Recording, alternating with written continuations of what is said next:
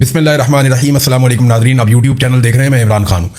सबसे पहले नाज़रीन, फीफा वर्ल्ड कप पूरी दुनिया की सबसे बड़ी खबर बनी है और पूरी दुनिया को जोड़ता है फुटबॉल। स्पेशली यूरोप में, गल्फ कंट्रीज़ में, अफ्रीका में, अमेरिका में, लैटिन अमेरिका में, कनाडा में, पूरी दुनिया में लोग बहुत फुटबॉल के साथ तो लोग बहुत जुड़े हुए हैं। जापान की भी टीम है और दुनिया के हर खित्ते में ये खेला जाता है फुटबॉल। शानदार गेम है। पाकिस्तान में लोगों ने बहुत बड़ी तादाद में देखा। तो फुटबॉल की दुनिया में 4 साल के बाद जो वर्ल्ड कप हुआ उसका चैंपियन अब स्पेन है। हालांकि ऐसा लग रहा था कि रेफरी भी साथ खेल रहे हैं मिलकर अर्जेंटीना के, और इससे पहले जैसे मिस्र को बाहर किया गया, कुछ और टीमों ने भी एतराज़ किया, लेकिन फाइनल में कमाल कर दिया और डिफेंस बड़ा शानदार था स्पेन का। फुटबॉल के बारे में आप लोग ज़्यादा लोग इसकी टेक्निकलिटीज़ को नहीं जानते तो उसमें जाते भी नहीं हैं, लेकिन इस फुटबॉल में 2-3 चीज़ें बड़ी इंपॉर्टेंट थी। एक तो इसराइल का जो वज़ीर आज़म है नेतन्याहू, वो और डोनाल्ड ट्रंप ये सपोर्ट कर रहे थे मेसी की टीम को, और स्पेन आपको पता है कि वो फ़लस्तीन के लिए आवाज़ उठाता है बार बार। तो जितने मुसलमान ममालिक हैं उनकी ऑटोमेटिकली सपोर्ट स्पेन के साथ चली गई थी। पाकिस्तान में लगभग सारे पाकिस्तानी स्पेन को सपोर्ट कर रहे थे। यहाँ बरतानिया में इंग्लैंड की टीम को लोग सपोर्ट करते थे। 2 टीमों को बहुत सपोर्ट मिल रही थी पहले, एक इंग्लैंड की टीम को और एक सपोर्ट मिल रही थी नॉर्वे की टीम को। लेकिन उसके बाद जब दोनों टीमें बाहर हो गई तो सारी सपोर्ट चली गई स्पेन के साथ।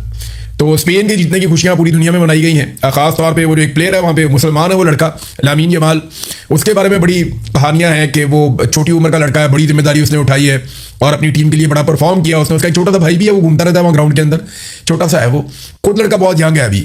तो स्पेन को मुबारकबाद, और पाकिस्तानियों ने पूरा सपोर्ट किया स्पेन को। उसकी वजह मैं आपको बताता हूँ, क्योंकि पाकिस्तानियों को लगता था कि मेसी और उसकी टीम जो है वो इसराइल की सपोर्ट है उनको। तो आप देख लें, इसराइल की मुखालफत में पाकिस्तानी किसी को भी सपोर्ट करते हैं, और फ़लस्तीन की हमायत क्योंकि करता है स्पेन, तो इसलिए पाकिस्तानी उसके साथ अपनी सपोर्ट लेकर गए। पाकिस्तानियों ने ऐसे सेलिब्रेट किया, इस्लामाबाद में एक बड़ी स्क्रीन लगी हुई थी, जैसे अपनी टीम को कोई पुश कर रहा होता है, अपनी टीम को कोई बकअप कर रहा होता है कि ठीक है हम आपके साथ हैं, हम सपोर्ट दे रहे हैं। तो लोग दुआएं भी मांग रहे थे स्पेन के लिए। तो बड़ा सख्त मुकाबला था। एक्स्ट्रा टाइम में जाके स्पेन ने एक गोल किया और फिर स्पेन ये मैच जीत गया। अब ये पाकिस्तानी हुक्मरानों के लिए एक बात सीखने की है इसमें कि आप कुछ भी ऐसा करेंगे ना जिसमें इसराइल की थोड़ी सी भी सपोर्ट या हमायत हो जाएगी, तो ये आपको इसकी कीमत चुकानी पड़ेगी। आप देखें, हालांकि मैसी बहुत बड़ा प्लेयर है, लेकिन सारे सपोर्ट नहीं कर रहे उसको पाकिस्तान में। उसकी वजह क्या है? वजह यही है कि उसको सपोर्ट कहीं और से मिल रही है। तो ये इतनी ज़्यादा पाकिस्तानियों को एक बदएतमादी है और एक पाकिस्तानियों के दिल के अंदर एक गिला शिकवा है, और वो जायज़ है। जो कुछ गज़ा में हुआ उसकी वजह से पूरी दुनिया में ये है, सिर्फ पाकिस्तान में नहीं है, यूरोप में भी है, गल्फ में भी है, लगातार वो सिलसिला चल रहा है। तो बोर्ड ऑफ नेतन्याहू में जब पाकिस्तान शामिल हुआ तो उसके जो असरात हैं वो इलेक्शन में जब वोट पड़ेंगे तब शहबाज शरीफ को पता चलेगा कि बोर्ड ऑफ नेतन्याहू या बोर्ड ऑफ पीस जिसे कहते हैं उसके अंदर शामिल होने की क्या कीमत चुकानी पड़ेगी। बहरहाल ये तो जनाब था वर्ल्ड कप का मरहला, और वर्ल्ड कप खत्म हो गया। फीफा वर्ल्ड कप दुनिया ने देखा, ये अमेरिका के अंदर था। पहली दफ़ा वर्ल्ड कप में हमने बहुत सारी रोंदी भी देखी, बेईमानी भी देखी, फिर हमने ये भी देखा कि डोनाल्ड ट्रंप के कहने के ऊपर एक रेड कार्ड भी वापस हो गया। ये भी तारीख में कभी ऐसा नहीं हुआ, लेकिन यहाँ पे हमने बहुत कुछ ऐसा होता हुआ देखा। बिलाखिर इसका फैसला हो गया और फैसले से दुनिया खुश है। जो टीम जीती, दुनिया की बहुत बड़ी तादाद उसी टीम को सपोर्ट कर रही थी। अब नाज़रीन आ जाए पाकिस्तान की सूरत हाल पे, तो सबसे पहले मैं आपको कश्मीर लेकर चलता हूँ। मैंने आपको अपने पिछले वीलॉग में एक ब्रेकिंग न्यूज़ दी थी कि कश्मीर में मामला तय हो रहे हैं। तो इस वक्त जो मेरी इन्फॉर्मेशन है उसके मुताबिक, जो मेरा सोर्स मुझे बता रहे हैं, वो ये बता रहे हैं कि इस वक्त ड्राफ्टिंग हो रही है, कि जो मुआहदा इस वक्त मिलिट्री एस्टेब्लिशमेंट के लोग और जॉइंट अवामी एक्शन कमेटी के लोग जो मुआहदा तैयार कर रहे हैं उसकी ड्राफ्टिंग हो रही है। आखिरी वक्त में भट्टा इस बात पे पड़ा हुआ था कि 6 सीटें कम करने पे आमादा हो चुके हैं मिलिट्री एस्टेब्लिशमेंट के लोग, जबकि जॉइंट अवामी एक्शन कमेटी ने कहा नहीं जी 4 मैक्सिमम आप रख लें, लेकिन उनके लिए भी कुछ शराइत हैं। अब ये चीज़ें शायद हल हो जाएंगी, और अगर ये मुआहदा हो जाता है तो कश्मीरियों की बहुत बड़ी कामयाबी है। 3 चीज़ों पर नज़र रखनी पड़ेगी अगर ये मुआहदा होता है तो। नंबर 1, इलेक्शन की तारीख कहाँ तक जाती है, और जॉइंट अवामी एक्शन कमेटी अपने जो हमायत याफ्ता उम्मीदवार हैं उनको मैदान में उतारती है या नहीं उतारती, क्योंकि बहुत सारे जॉइंट अवामी एक्शन कमेटी के लोग हैं जो उनके बड़े वफादार हैं और कश्मीरियों के लिए उन्होंने बड़ी कोशिश की, बड़ी जद्दोजहद की है। उन लोगों ने कागजात नामजदगी जमा भी करवाए, उनके कागजात नामजदगी जो है मंजूर भी हो गए। तो ये उनके पास एक मार्जिन है कि वो इलेक्शन लड़ सकते हैं। तो इस वक्त जो है वो इलेक्शन की तारीख का मामला है, और दूसरा जो है वो महाजरीन वाली नशस्तें उनका मामला है कि वो कितनी बचती हैं बाकी, 4 या 6 या 0, ये क्या होता है इसके बारे में जो है वो दूसरी ऑप्शन ये है। और तीसरी जो सबसे इंपॉर्टेंट एक चीज़ होगी, वो जो कलअदम करार दिया गया जॉइंट अवामी एक्शन कमेटी को, वो फैसला वापस होना, मुकदमात का वापस होना, जो लोग गिरफ्तार किए गए हैं उनको छोड़ना, 4 शेड्यूल से नाम निकालना, यानी जो कुछ भी उनके साथ जुल्म ज्यादती की गई है उसको ख़त्म करना, ये बहुत इंपॉर्टेंट होगा। तो इन 3 चीज़ों से ये फैसला हो जाएगा, और अगर ये फैसला हो जाता है तो सबके लिए विन विन सिचुएशन है कि आज़ाद कश्मीर एक इलेक्शन की तरफ चला जाएगा, लेकिन याद रखिएगा आज़ाद कश्मीर में इलेक्शन में धांधला करना उतना आसान नहीं होगा जितना माजी में हुआ करता था, क्योंकि मिलिट्री एस्टेब्लिशमेंट यहाँ पे जैसे ही फॉर्म 47 जारी करेगी ना, वैसे ही अवाम निकलकर सड़कों में बैठ जाएगी। फिर इन्होंने ये बता भी दिया कि जब हम बैठ जाते हैं फिर हम उठते नहीं अपना हक लिए बगैर। तो ये अब बताया जा रहा है कि अगले 24 घंटों में 48 घंटों में कोई ना कोई ऐसी बड़ी डेवलपमेंट आ सकती है, अगर किसी ने बहुत ऊपर से कोई रुकावट ना डाली तो। और याद रखिएगा ये मुज़ाकरात पाकिस्तान की मिलिट्री एस्टेब्लिशमेंट और ज्वाइंट अवामी एक्शन कमेटी के बीच में हुए। सहूलतकारी अदा की कुछ पाकिस्तान के बाहर से आने वाले लोगों ने, ओवरसीज ने, लेकिन फेस सेविंग के तौर पे इसमें कुछ सियासतदान जरूर डाले जाएंगे मिलिट्री एस्टेब्लिशमेंट की जानिब से, क्योंकि वो अपने ऊपर इन चीज़ों का बोझ नॉर्मली नहीं लेते। नाज़रीन, मैं आपको बताता हूं कि क्या कुछ हुआ आज़ाद कश्मीर में। इसकी एक छोटी सी मैं आपको मिसाल देता हूं। एक कहानी है दो भाइयों की। रावला कोट में जब फायरिंग हुई, गोली चली और बहुत बुरे हालात हुए, उस वक्त एक नौजवान है, उसे गोली लग गई। उसका भाई रिक्शा ड्राइवर है। मुझे इन दोनों का नाम भी पता है, ज़्यादा मैं डिटेल में जाऊंगा तो प्रॉब्लम भी हो जाती है, लेकिन मैं आपको बात बता देता हूँ कि एक्चुअली हुआ क्या। और वो बेचारे अभी भी वहाँ रावलपिंडी में बंद है, अडियाला जेल में। एक नौजवान है, उसे गोली लग गई और गोली उसकी बॉडी को क्रॉस कर गई, धड़ पे उसकी गोली लगी और गोली क्रॉस कर गई। तो उन्होंने कहा इसको फौरी तौर पे आप यहाँ से शिफ्ट करें किसी बड़े अस्पताल में। तो आज़ाद कश्मीर से उसका भाई उसको लेकर यहाँ इस्लामाबाद रावलपिंडी में आ गया और एक सरकारी अस्पताल के अंदर उसका इलाज शुरू करवाया। वहां पे जनाब अली पुलिस आती है और आकर उन दोनों भाइयों को गिरफ्तार कर देती है। एक भाई जख्मी है, दूसरा भाई जो रिक्शा ड्राइवर है वो अपने भाई के साथ आया और उसका कोई ताल्लुक नहीं किसी चीज से। दोनों को गिरफ्तार कर लिया गया। 17-18 दिन हो गए। एक भाई जो है वो जेल के अंदर बंद है और उसको शनाख्त परेड में डाला गया कि जनाब शनाख्त परेड हम करेंगे तो हमें पता चलेगा कि तुम किस जुर्म में मुलव्वस हो। जब 17 दिन के बाद उसकी शनाख्त परेड करवाई गई तो पता चला उसको डाल दिया 26 नवंबर 2024 के मुकदमे में। ना उसका कोई ताल्लुक, ना वो कभी उस दिन इस्लामाबाद आया, वो आज़ाद कश्मीर का रहने वाला। उसको उठाकर 2 साल पुराने एक मुकदमे के अंदर डाल दिया। 1.5-2 साल हो गए उस मुकदमे में उसको डाल दिया एक भाई को, और दूसरा भाई अभी भी जेल में कैद है और अस्पताल में उसका इलाज हो रहा है। ये इस लेवल का जुल्म पाकिस्तान के अंदर किया गया कश्मीरियों के साथ। वो बेचारे इलाज करवाने के लिए आए थे, उन्हें गोली मारी थी, सरकारी गोली लगी हुई थी। तो अब जब तक वो जरा सेट नहीं हो जाते तब तक उनके ऊपर दबाव डाला जाएगा। इस मुकदमे के अंदर उन्हें दबा के इस बात पे कायल किया जाएगा कि किसी भी सूरत में तुमने हमारे खिलाफ कोई स्टेटमेंट नहीं देना, कोई बयान नहीं देना, लिहाजा चुप करके वापस जाओ। और अब दोनों भाइयों की गिरफ्तारी डाली हुई है। एक को उठा के 26 नवंबर 2024 के मुकदमे में डाल दिया है और उसकी शनाख्त परेड भी करवा दी है, और दूसरा जो है उसके बारे में अभी कोई इंफॉर्मेशन नहीं है, लेकिन वो उसको गोली लगी हुई है, वो जख्मी है। ये नाज़रीन ये एक कहानी है सिर्फ। तो ऐसी बहुत सारी कहानियां हैं जो आपको वहां सुनने को मिलती हैं। नाज़रीन, मौलाना और ताहिर अशरफी, इन दोनों ने एक दूसरे के कपड़े उतारने के चक्कर में एस्टेब्लिशमेंट को नंगा कर दिया। पहले आप देखें, इन्होंने एक पोल खोला एक दूसरे का। जरा ये पोल आप सुने, आपको बड़ी हैरत होगी। और मैं आपको एक ऐसा पहलू और एक ऐसी चीज बताऊंगा कि आप सर पकड़ के बैठ जाएंगे कि ये मौलवी हमें बेवकूफ समझते हैं। पहले आप सुने कि मौलाना फजलुर रहमान ने जो वकला का कन्वेंशन है उसमें खड़े होकर ताहिर अशरफी के बारे में क्या कहा, ये जरा आप सुनिए। और एक मौलवी साहब अगले दिन रात को एक खाने पर मेरे साथ बैठा है, मुझे मुबारकबाद भी दे रहा है जलसे की, और अगले दिन रो रहा है। मौलाना साहब ने रो के भी दिखाया थोड़ा सा ना, एक्टिंग करके। तो ये ताहिर अशरफी के बारे में कह रहे हैं कि वो आया मेरे पास और मुझे जलसे की मुबारकबाद दे रहा था, और अगले दिन टीवी पे देखा तो वो रो रहा था। ये क्या ड्रामा है? अच्छा, ताहिर अशरफी का जरा जवाब सुन लेते हैं, फिर मैं आपको बताता हूँ बड़ी मजे की कहानी कि ये दोनों मौलवी एक दूसरे के कपड़े उतारने के चक्कर में पाकिस्तान की मिलिट्री एस्टेब्लिशमेंट को नंगा कर गए। ये जरा आप सुनिए, ताहिर अशरफी साहब मौलाना को जवाब दे रहे हैं। आपने जलसे के हवाले से बात हुई तो दोनों बातें आपको बतानी चाहिए थी। जहां मैंने आपसे ये कहा कि बहुत अच्छा जलसा आपने किया, वहां मैंने आपसे ये कहा कि कुछ जुमले, कुछ चीजें आपने सख्त कही। वो कहते हैं जी मैंने आपके जलसे की तारीफ जरूर की थी, लेकिन मैंने आपको बता दिया था कि कुछ चीजें और कुछ जुमले आपने सख्त कहे हैं। ये उन्होंने एतराज वहां पे फजलुर रहमान साहब के मुंह पे कर दिया था। अब मेरा एक सादा सा आपसे सवाल है, आपका कोई जानने वाला है, आप उसके अंदर कोई बुराई देखते हैं और आप उसे वहां पे बताते हैं कि जनाब ये तो चीज आपकी बहुत अच्छी, कपड़े आपने बहुत अच्छे पहने लेकिन खाना आपने ठीक तरीके से नहीं खाया, या फलानी चीज तो आपने बहुत अच्छी की है लेकिन ये वाला काम आपने गलत किया। तो आपने अपने दोस्त को, अपने जानने वालों को, या जिसके साथ आपका अच्छा ताल्लुक है, आपने उसको बता दिया कि जनाब ये चीज मुझे लगा कि आपकी ठीक होनी चाहिए थी, ये चीज आपकी बहुत अच्छी थी, ये चीज आपकी बुरी थी। इतना ही करेंगे ना आप, या उसके बाद आप जाएंगे और जाकर टीवी चैनल के ऊपर बैठ के आप एक प्रेस कॉन्फ्रेंस करेंगे और उसमें रोना शुरू हो जाएंगे कि जनाब वो आपने बहुत बुरा किया। जब आप मौलाना फजलुर रहमान साहब से मिले और आपने उन्हें बता दिया कि ये चीज आपने ठीक नहीं की, तो उसके बाद फिर आपको टीवी पे बैठ के आप किसको साबित कर रहे थे कि जनाब मैं आपका वफादार हूं, जनाब मैं आपका पालतू हूं, जैसे आप कहेंगे मैं वैसे ही करूंगा, जैसे आपने मुझे पाला पोसा बड़ा किया तो मैं आपकी खिदमत के लिए हाजिर हूं। और आप उसी मौलाना जिसके साथ आप बैठ के आए, जिसको आप तारीफ करके आए, जिसको आपने आपके बकौल आपने कहा भी कि सख्त आपने कुछ बातें की हैं, तो वो आप आगे प्रेस कॉन्फ्रेंस में आप बताएंगे।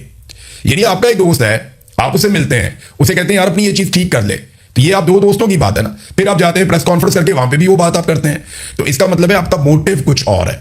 अब इन दोनों ने एक दूसरे के कपड़े कैसे उतारे? फजलुर रहमान साहब ने ताहिर अशरफी साहब को कहा कि आप तो मेरे पास आए थे, मेरी तारीफें कर रहे थे, फिर उधर चले गए। ताहिर अशरफी ने आगे से कहा मैं वो भी बताऊं, वो जो आप मुझे कह रहे थे किसी को पैगाम भेजना है। अंदाजा करें, ये मौलाना साहब को कह रहे हैं कि जब रजीम चेंज ऑपरेशन हो रहा था, जब इमरान खान की हुकूमत गिराई जा रही थी, तो उस वक्त तो आपको ये फौज बहुत अच्छी लग रही थी। तो ताहिर अशरफी ने ये बात कंफर्म कर दी कि रजीम चेंज ऑपरेशन जब हुआ, जब इमरान खान की हुकूमत गिराई गई, तो वो फौज गिरा रही थी। इसीलिए फजलुर रहमान को उस वक्त फौज अच्छी लग रही थी, और आज फौज फजलुर रहमान को अच्छी नहीं लग रही। और फजलुर रहमान ताहिर अशरफी के जरिए से फौज को कोई पैगाम भी भेजना चाहते हैं। और इलेक्शन से 3 दिन पहले भी फजलुर रहमान ने कुछ ऐसा किया जो ताहिर अशरफी को पता है। यानी अब हुआ ये कि फजलुर रहमान को गंदा करने के चक्कर में ताहिर अशरफी ने अपने मालिकों के कपड़े उतार दिए, उनके बारे में बता दिया जनाब कि उनके ये हालात हैं, और फौज जो है वो सियासत में कितनी मुदाखलत करती है। फजलुर रहमान साहब खुद से बता रहे हैं, उन्होंने कहा जनाब मुझे तो फौज ने कहा था, मुझे तो इन्होंने कहा था एस्टेब्लिशमेंट ने कि हम हुकूमत गिरा देते हैं खैबर पख्तूनख्वा की और आपको हुकूमत बना देते हैं, बंदे तोड़ के आपको दे देते हैं, तो मैंने इनकार कर दिया था। फजलुर रहमान साहब ने इनकार नहीं किया था, फजलुर रहमान साहब की दाल गली नहीं। अगर फजलुर रहमान साहब ने इनकार किया होता ना, तो कम से कम फजलुर रहमान साहब पेशावर हाई कोर्ट में वजीर आला खैबर पख्तूनख्वा के इलेक्शन को रुकवाने के लिए रुजू ना करते। फजलुर रहमान साहब ने बाकायदा पेशावर हाई कोर्ट से रुजू किया था सुहेल अफरीदी के वजीर आला बनने के प्रोसेस को रुकवाने के लिए। ये उन्होंने क्यों किया था? ये उन्होंने इसीलिए किया था ताकि वो अपना वजीर आला बना सके।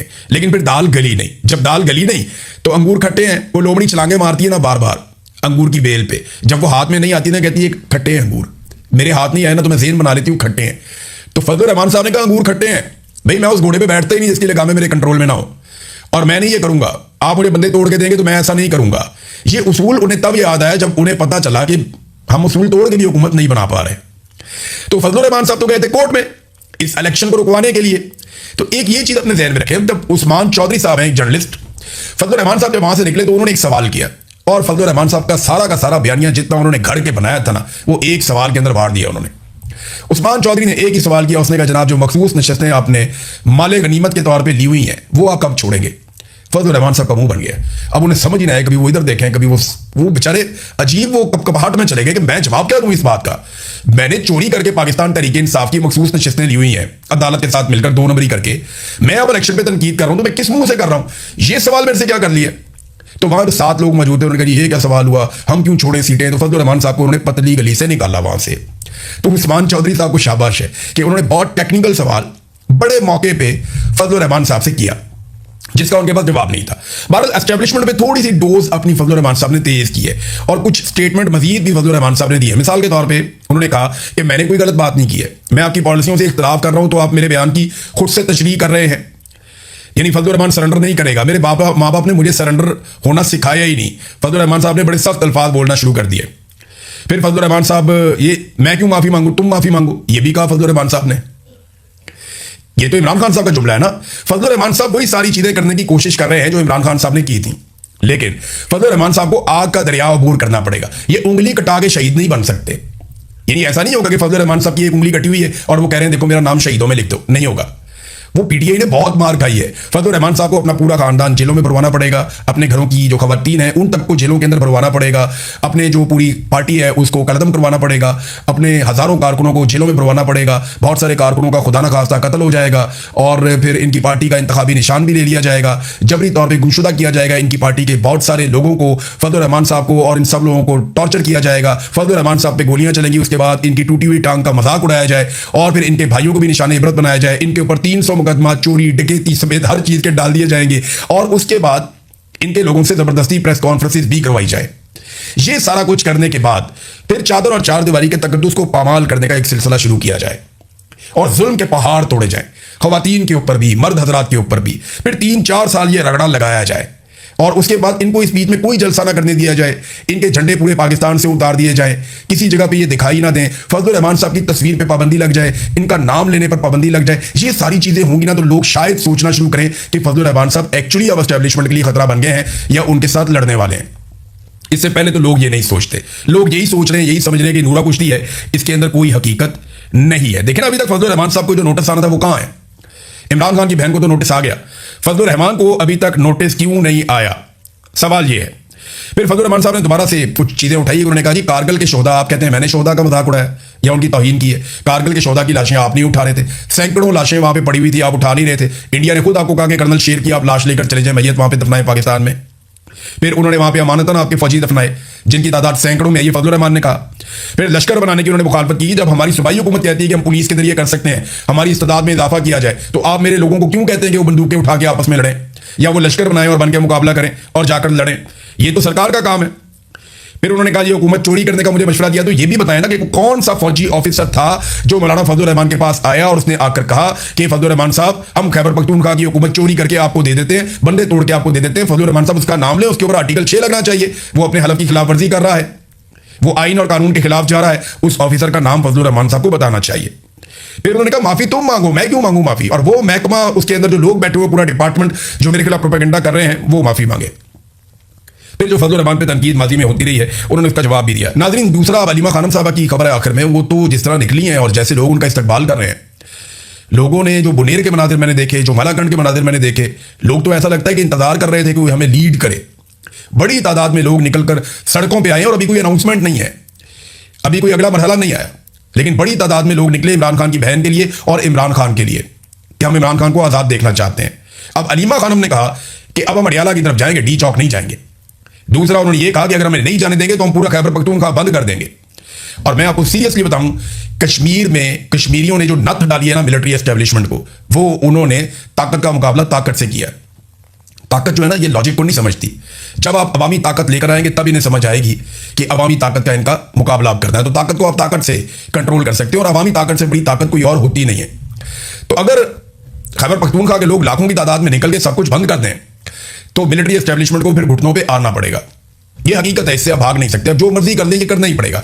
और ये उन लोगों को करना पड़ेगा जिनकी रिस्पॉन्सिबिलिटी है। यानी अलीमा खानम को मैं देख रहा हूं ना जोर लगाते हुए, तो मुझे उन लोगों पे अजीब सी कैफियत एक आती है कि वो जो वोट लेकर बैठे हुए इमरान खान के नाम के ऊपर, वो सारे किधर गए?